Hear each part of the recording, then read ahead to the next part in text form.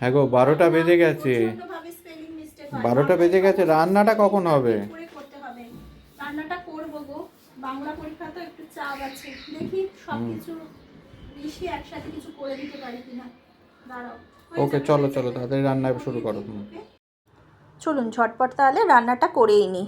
কড়াতে আমি বেশ কিছুটা তেল দিয়ে দিলাম, দিয়ে কয়েকটা ডিম মানে 3টে ডিম সেদ্ধ করে রেখেছিলাম, 3টে ডিমকে একটু ভালো করে ভেজে নিলাম। দেখুন ডিমটা ভাজা হয়ে গেল। এটা খুব ঝটপট রান্না হয়, এর সাথে কোনো সবজি টবজি কিচ্ছু লাগে না। সবজি মাছ ডিম সব একসাথেই এর মধ্যে থাকে।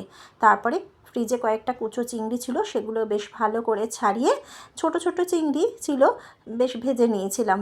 তারপরে ডুমো ডুমো করে আলু কেটে সেই আলুগুলোকে, আর সঙ্গে ফুলকপি ছিল ফ্রিজে, সেই ফুলকপিও দিয়ে ভালো করে লাল লাল করে ভেজে নিলাম। আলু ফুলকপিগুলো ভালো করে ভাজা হয়ে গেছে। তারপরে কয়েকটা গাজর ছিল আর মটরশুঁটি ছিল, যা যা ফ্রিজে ছিল সব দিয়ে দিলাম। ভেজিটেবলসও পড়বে, ডিমও পড়বে, মাছও পড়বে, দিয়ে ভালো করে ভেজে নিয়েছিলাম। কড়াই তারপরে যে তেলটা ছিল সেই তেলের মধ্যে গোটা গরম মশলা আর গোটা জিরে আর শুকনো লঙ্কা ফোড়ন দিয়ে, পেঁয়াজ কুচি দিয়ে ভালো করে ভাজা ভাজা করে রসুন কুচি দিয়ে দিয়েছিলাম। তারপরে সামান্য নুন টমেটো দিয়ে ভালো করে আমি এটা কষিয়ে নিয়েছিলাম। তার মধ্যে দিয়েছিলাম একটু হলুদ আর একটু লঙ্কার গুঁড়ো দিয়ে ভালো করে কষিয়ে নিয়েছিলাম। আর এখানে আমি বাসমতি চালকে একটু ভিজিয়ে নিয়েছিলাম, ভিজিয়ে নিয়ে একটু শুকনো করে নিয়েছিলাম। সেটা দিয়ে ভালো করে নাড়াচাড়া করে নিয়েই এর মধ্যে জল মিশিয়ে দেবো। আর যেটা দিয়েছিলাম সেটা হচ্ছে একটু ভাজা মশলা, এটা আমি বাড়িতেই করেছিলাম। এটা হচ্ছে গোটা গরম মশলা জিরে ধনে সব মিলিয়ে একটা মশলা আমার করা ছিল, খুব ভালো, সেই জন্য সেন্টও এসেছিলো।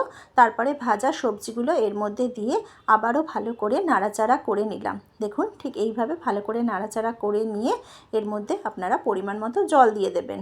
জলটা একটু মেপেই দেবেন, যাতে চালটা গলেও না যায়, আবার ঠিকঠাক সেদ্ধও হয়, সেইভাবে আপনারা এর মধ্যে জল দিয়ে দেবেন। দেখুন জল দিয়ে বেশ কিছুক্ষণ চাল সেদ্ধ হয়ে গেছে, অল্প অল্প জল রয়েছে।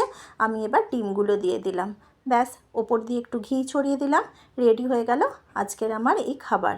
খেতেও যেমন সুস্বাদু হয়েছিল আর ঝটপট হয়েও গেছিলো রান্নাটা, কোনো ঝামেলা ছাড়াই। আপনারাও করবেন।